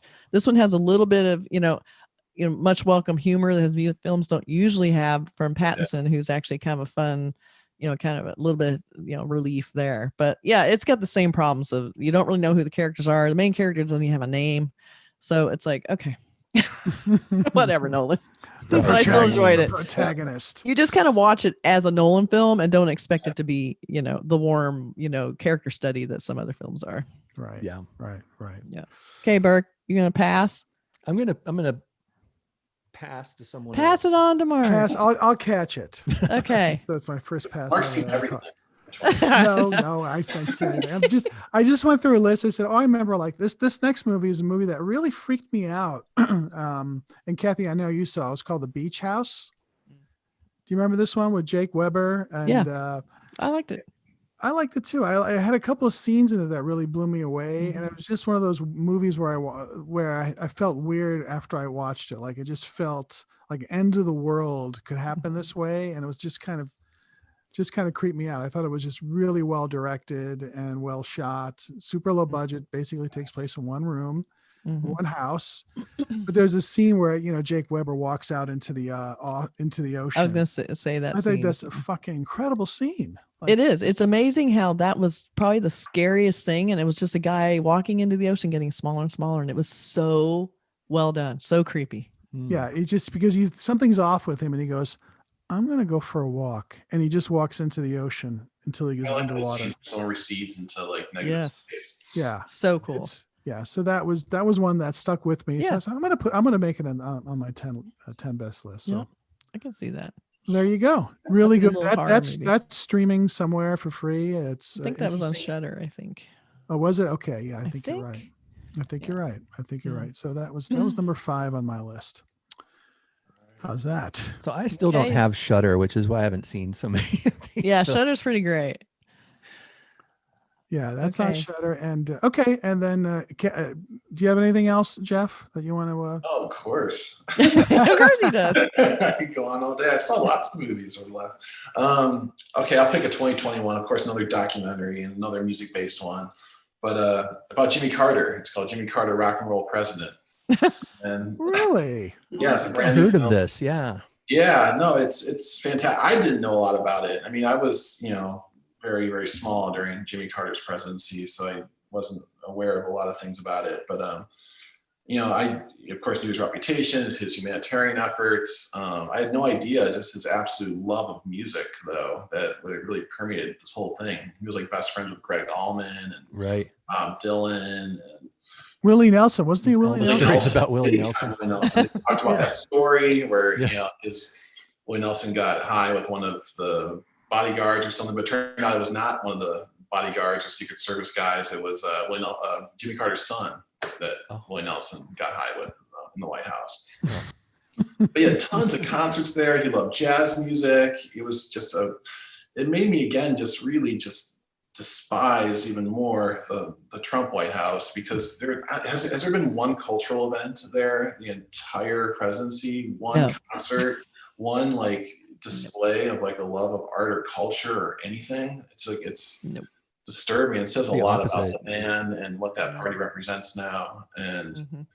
sorry to get political on here, but Yeah, but it's all true. Well, what's interesting is I used to work. I worked at a video store, but I also worked at a record store. Records, Oh, yes, we have long players. I did too. I worked at a record store. 78s only. Yeah, With the Victrola. vocal renditions.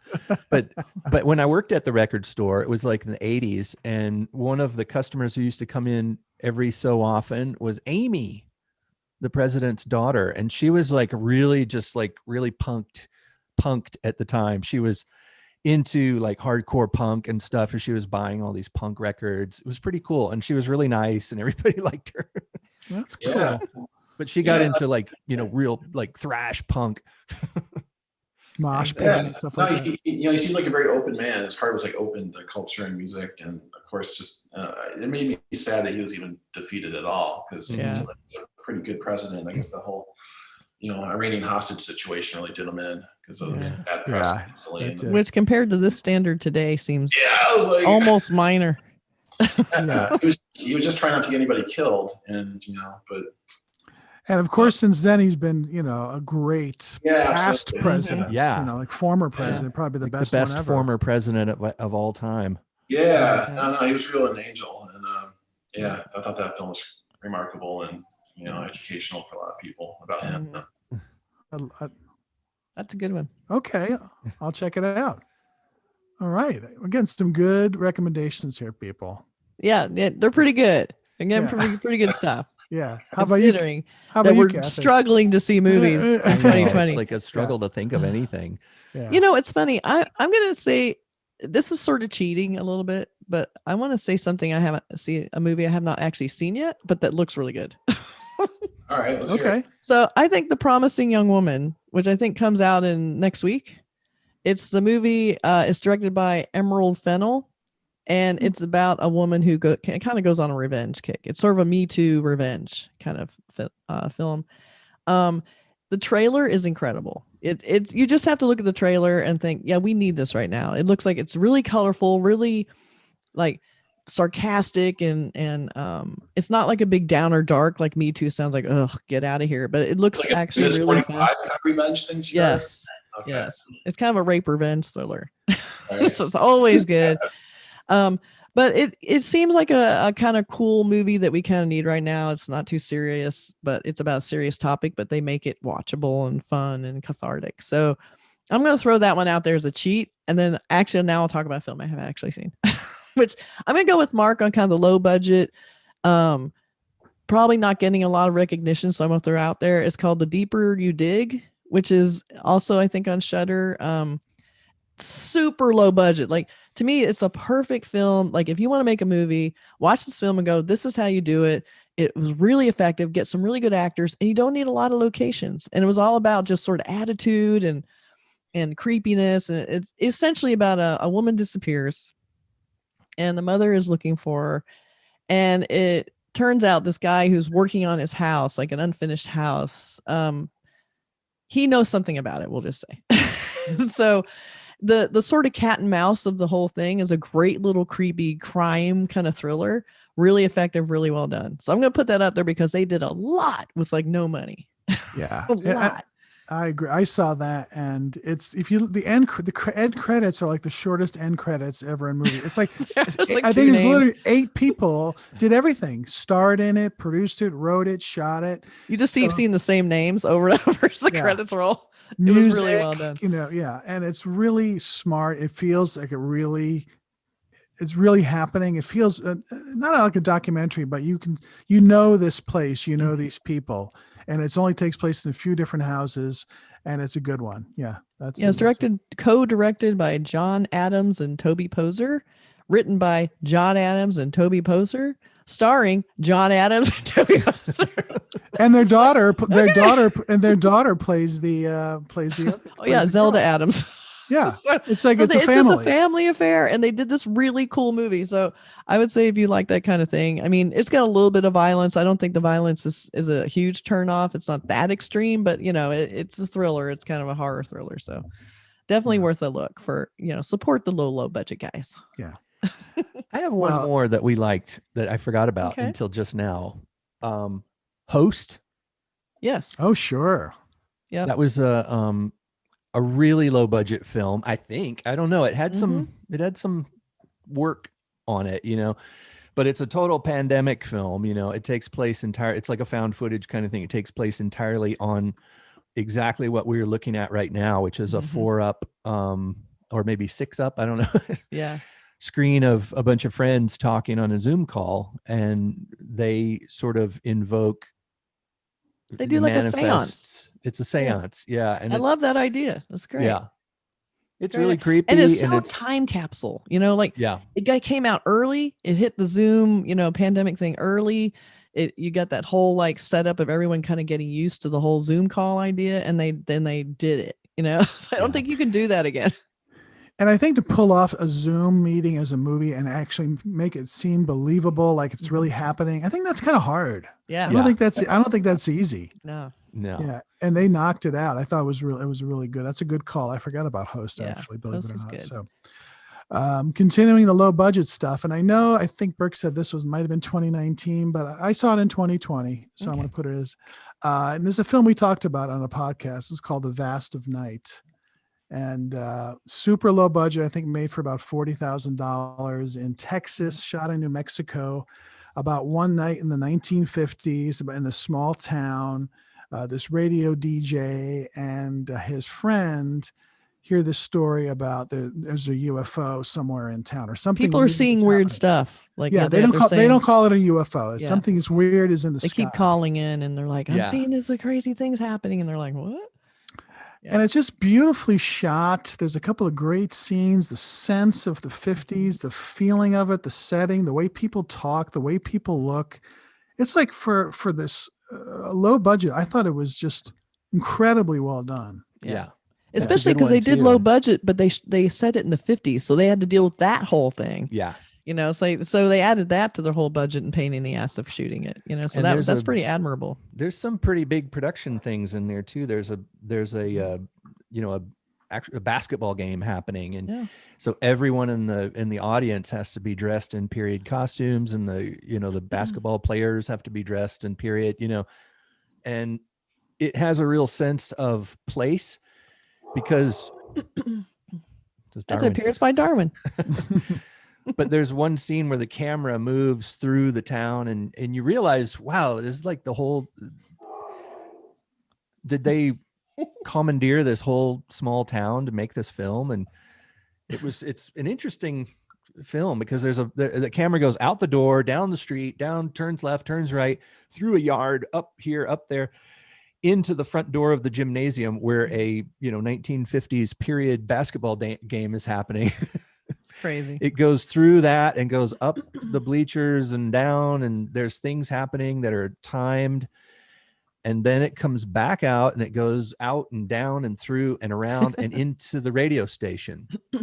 And that one shot is insane. like, good It's Lord. a De Palma. It's like a De Palma shot. It's Yeah. like, or a Scorsese from Goodfellas. Is that kind of like choreographed? It's like done on, and what we found out was some 18-year-old kid put the camera on his go-kart Yeah. and he just Yeah. drove around. He drove the scene and he just timed And it was like out. a handoff thing where somebody went through the house and went outside and gave it to this guy, and he took off on his go-kart and drove and then got to some place, and somebody was there ready to grab the camera and continue the move, something you couldn't have done in the old days with big heavy cameras, but you can do it now with stabilized digital cameras. So Mhm. but even still, it was pretty amazing, and it just added so much to the weird feeling of this film. And it wasn't just wasted flashy. Like Yeah. it gave you the whole layout of the town, so you knew exactly where the radio station was, in conjunction with where every other location they were using was. So it gave you the feeling of that whole small town and how the girl, she would always just run everywhere Yeah. she wouldn't drive a car. She would just take off running, which was Yeah. weird, her little saddle shoes. It was so funny. And he'd be like, "Wait, I can give you a ride." And she's like, It was "What? weird. Oh, This is just how I do it. Yeah. So I love that. It really Yeah. gave you the sense of the small town and the setting of the whole thing. So it was great. And also that late night listening to an AM radio station, listening to there's a conversation in the movie that's quite good, Yeah. quite interesting, quite well done, quite well acted by the voice actor. And so anyway, it's just really one of those seek it out first time. I think it does industrial films or like that kind of stuff, almost like Herc Harvey did, or is that his name, Herc Harvey, who did Carnival of Carnival of Souls. has that vibe, like a guy who knows how to make a movie, but this is his first time making like a scripted feature. And George Romero did that too with Night of the Living Yeah, Dead. it He had has been making that- industrial films, so he knew how to make films, but Right. this was his Yeah. own film, Yeah. So this feels like that, like kind of a weird one-off. Who knows if he'll make another movie, but it was just like it captured something. So I liked it very much. Right. Yeah. Yep. I like that one a lot too. Well, Good come one. 2040, I'll definitely check it out. Get lots of stuff to watch. It's actually on Amazon Prime, I believe. You can All right, watch I it know. for free. I- So I'm going to go back through and write a lot of these down because okay, cool. yeah, by the time the Oscar comes around, I'll see you. All right. Anything else? I have a few more, but Kathy, you must have a few more too. I have Or- one more. Okay. I didn't quite get to 10, even though I probably could if I really looked. First Cow, which I've not seen. No. Okay. So I'm talking about The Invisible Man. Okay. That one, I almost want to put that in the top 10. Not only was it the last film I saw in a theater, which makes it kind of sentimental. Also just Elizabeth Moss. I mean, my God, what an incredible actress. I loved her in it. I loved the way they took an abusive relationship and took it to like a next level of her being stalked and harassed by her invisible abusive husband. And that put it on top of the fact that women still already don't feel like they're believed when they tell anyone that they're being harassed or abused in a relationship. A lot of times they're afraid to say it, then they're kind of shamed for it, or they're like, you're overreacting. So you get that in conjunction with the fact he's invisible, which makes you sound crazy already. Right. Of course, no one wants to believe her. So you kind of got this double level of how it feels to be a woman trapped in a situation like that. So I thought that was really well done, and I thought the idea of the invisibility of it was really well handled. So I'm putting that up there, sentimental, and she's just amazing. So there it is. Yeah, I had that on my list too. I thought that was just a very satisfying film. I thought it was smart. I love Elizabeth Moss. I think the whole thing sort of comes together. It makes sense in this crazy world of somebody having the ability to be invisible.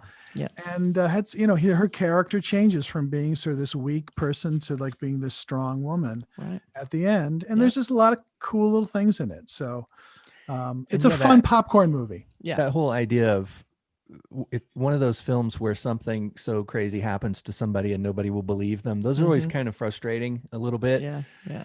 But that just makes the comeuppance better. Yeah, Somebody's doing all exactly. these horrible things and blaming you, somehow getting you in trouble, and you cannot. When you explain what's happening, you sound insane. Yep. It's an interesting take on the Invisible Man because they're trying to bring these Universal monster movies back with varying degrees of success. Like Tom Cruise's The Mummy was a disaster because it was this huge big budget silly movie. Lee Whannell, the guy who made this movie, who did Saw and Upgrade, which is a really good little movie, he said, "Okay, I can do this movie for $8 million," and the effect is really. There's nobody really there. So there's not a lot of effects. It's just when he kind of comes in. So it's just, he concentrated more on the story, and Elizabeth Moss carries the film, not the Invisible Man. I feel like for something like that, the lower budget it is, I think just the better it is. I think the It's bigger smaller. budget these kind of films, like especially the Universal films get, I think the worse they get. It becomes this big bombastic, spectacle that it just isn't effective when you're talking about these kind of little horror movie ideas. Right. Like It's Van they have to Helsing. fill everything up. Yeah, seriously, Yeah, Van horrible. Helsing. Yeah. Van Helsing was like, what the fuck is God. going on? Just so bad. Come on. Sorry, guys, it was. So that's good. Jeff, you got anything else? I got one more. I got, let's see, I guess one more. My favorite sexual harassment film of the year. Gotta have one of those. And I'd never seen it before. Perhaps you guys have. What film? What was it? Looking for Mr. Goodbar. Oh. I wanted to discuss because it kind of freaked us out a bit. Have you guys all seen that film? Diane Keaton and Yep. Yeah. So that's harsh. That's a harsh Yeah, film. it's still relevant. Yeah. Yeah, directed by Richard Brooks, who did another horrifying film in Cold Blood, which my father used to talk to me about when I was a kid. He was like, if you want to see the most horrifying film of all time, watch In Cold Blood. I came to talk about it, and so of course I eventually watched it. And it's actually a great film, but it is really hard to watch what really happened. And I'd never seen Diane Keaton like this. She's usually in Woody Allen films and movies and The Godfather or Reds. She's heroine or charming and funny. And this film was I've never seen her in such a sexual role for starters. And and I had no idea it was going to end like that. It was probably one of the most disturbing endings I'd seen. Yes, absolutely. Early Tom Berenger, which is probably one of his first films. Richard Gere, he was also horrifying to watch in it. My girlfriend rented it a long time ago, and she wanted to watch it again because it made her not want to go out on dates anymore for a while. When she saw it, and the film is really hard to find. It's a Paramount film. I've been meaning to see it for a while. And first I was like, oh, it's not available for streaming. Oh wait, it's never been released on DVD. It hasn't been released anywhere. Why is that? Was it music? music? In the 80s, music rights. And I thought it was because it has a bunch of like 70s disco songs in it. Oh. But it actually wasn't that. It was a Frank Sinatra song that was used in it. I guess they objected to the use of it, and it's been kind of held up from release. Oh, that's interesting. But so it's a hard to find film that, was kind of made a splash when it came out. It's kind of been forgotten about. And I thought it was remarkable. Did you go into the Paramount archives yourself and pull out? No, actually, I rented that one. It was like a copy off of a Japanese laser disc that they had at Videotheque. Oh, wow. So, yeah. And if you still have a VHS deck like I do, you can find a whole bunch of stuff. Yeah. I know. I have to get another one because it busted. It'd be nice to have again. I have some cool stuff VHS. It's not available anywhere else. So, I'm sure you guys I still have a VHS player. That's cool. Yeah, I had one for a while. It crashed on me, so I have to get another one. Ah. Yeah, that's a really good film. That one, I still think of that film when you Yeah. know you think about when I hear about friends going out on dates or whatever. I'm just like, it seems so horrifying when you think about it because you do not know these people at all, and Right. he was Right. especially kind of reckless and Yeah, it's just you know, based on a true story, a novel. ugh, There was so a scary. real case of a school teacher. She was, teaching, I don't know, it was deaf kids or troubled kids during the day, and Yep. Yeah. was kind of Yeah, so- bipolar, had a whole different identity at night and stuff. Yeah. It's interesting about that film is like I'm realizing that I haven't seen it since probably the 80s or something. It was probably a really long time ago that I saw it, but there's so much that I can still remember about it. Yeah, Like, yeah, stayed with Yeah. like you were saying, the ending. We don't want to. I guess maybe don't want to ruin a 1,000. Well, the movie's pretty old, but but Maybe it's pretty old. It came out in 2020. come on, you guys. it's my 2020 pick. I'm surprised they haven't remade that film. I mean, it seems like one of those they should remake it, especially with some Would current think, kind of like how things are with online dating and all that. It seems like the Oh, perfect yeah. time. Yeah. Yeah, that would be horrifying. I think the company Yeah. that makes Mr. Goodbar candy bars might have some Yeah, suggestions. maybe. You could call it something else, I just wondered about Mr. that. What was Snickers. the- I don't know. Looking the for candy Mr. bar named after the Mr. movie, or Snickers. Looking No one for would be Mr. afraid of him. Mr. Snickers, Mr. Cadbury. It's the new. It's the new version. Comedy. Looking for Mr. Skittles Yeah. with Rowan Atkinson. Right. Rowan Atkinson. Oh gosh. So, do you have anything else, Kathy? Any other movies? Or is I that have your nothing list? else. That's it. I'll That was mention fun. one more. I'm just going to mention one more. I know Kathy didn't like this movie, but you either like Charlie Kaufman or you don't. Do not usually. You don't. Okay. Well, his film this year, I'm Thinking of Ending Things, is a movie I've seen a couple of Ugh. times, and I loved it. I loved I need to it. try again. I Oh. guess I just I'll was see it. watching that going, ugh. Well, I hate a lot of his movies, so I either I loathe them or I love them, and I'm not sure which ones I love. I think I liked Being John Malkovich. I like that one. You know, Yeah. and this Yeah. is like that. This is just it's a trip. I don't know how else to say it, and it's one of those you have to watch 2 or 3 times and then you get it. Much like other films we've talked about, but this one I liked. So that's all I can say. It's like I got it. I like Jesse Plemons, Jesse Buckley. I like the Tony Collette's in it. I mean, it's good actors, and it's just a weird trip into somebody's head. Hmm. The first time you watch it, you don't know what the hell's going on, but in a good way. And then the second time you realize, okay, this is what's happening, and it's very interesting. A lot of Easter eggs, a lot of weird things in there. Oh. So it's a challenging film. It's not super likable. Sometimes it's kind of boring, but sometimes it's compelling and scary and weird. So anyway, I loved it. It's on my list. What's that? It's on my list. It Yeah, truly- you'll either say, Mark, you're an idiot. This is the worst movie I've ever seen. Liked it too. So, but I'll just throw that out there as a controversial pick. I don't know how many people. I don't know how many people liked it, but I saw it on a lot of lists, so I think a lot of people liked it. I think Charlie Kaufman can be hit or miss, and he can also, I think, be kind of divisive. There's a few films I've liked of his, but a lot of people love like the what's it called, Sunny Side of the Mind. yeah, I didn't. I Like don't that know. either. I Eternal don't even Sunshine- care what it's Eternal called, but I Sunshine of the hated it. Spotless Mind. Yeah. I love the just- idea of it. Hated it. Yeah. Yeah, the idea was cool, but it was so, I just. oof. Yeah, I didn't love it as much as some others. There was a film he did I liked. What was The the- Nicolas Cage one, Adaptation. Did you ever see that one? Adaptation. the one Maybe with that was the, it. with the Was there a bigger one? the that he did? orchids.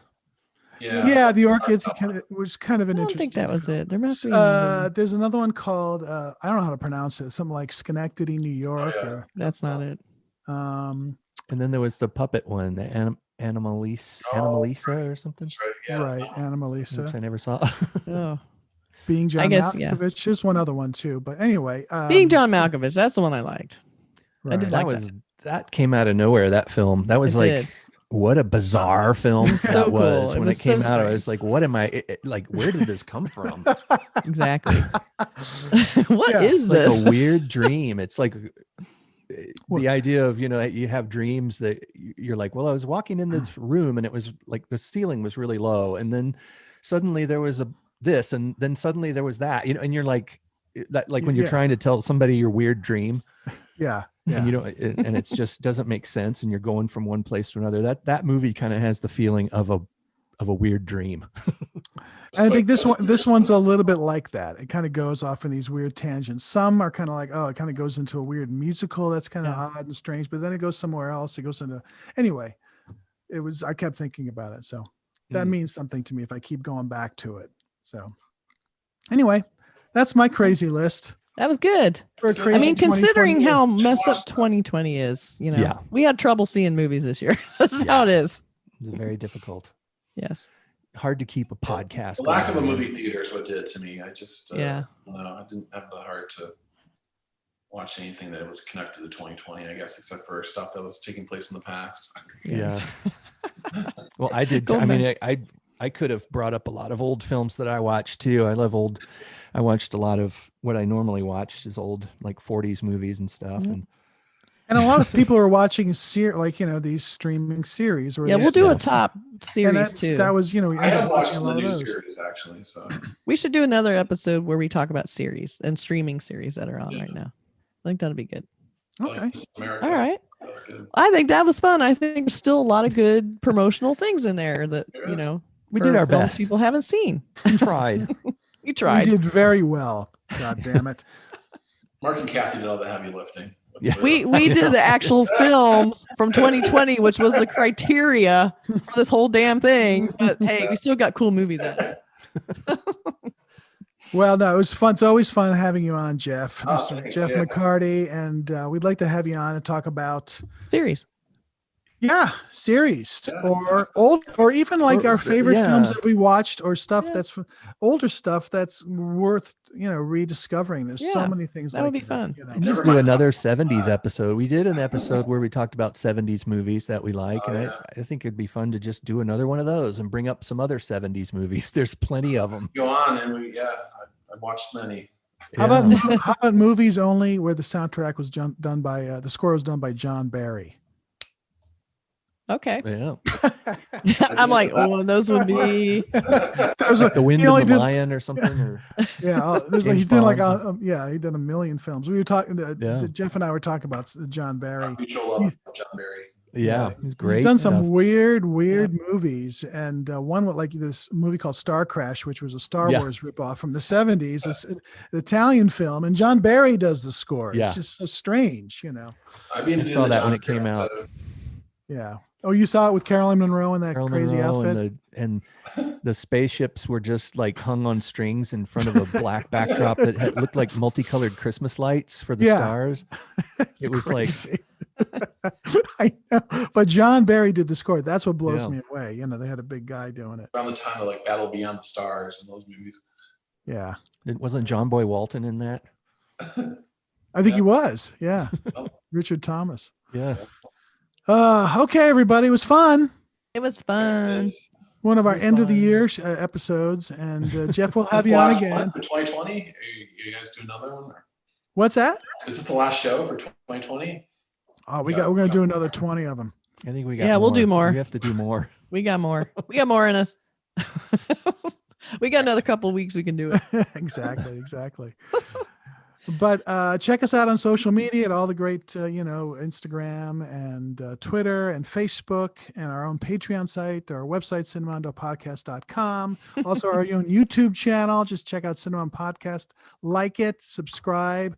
All these podcasts are going to be, also the video versions go up there when we drop them. So lots of contact, plus Cinemondo trailer trash, which is really fun. Yeah. We review upcoming movies and talk about why we think that's going to be a good movie.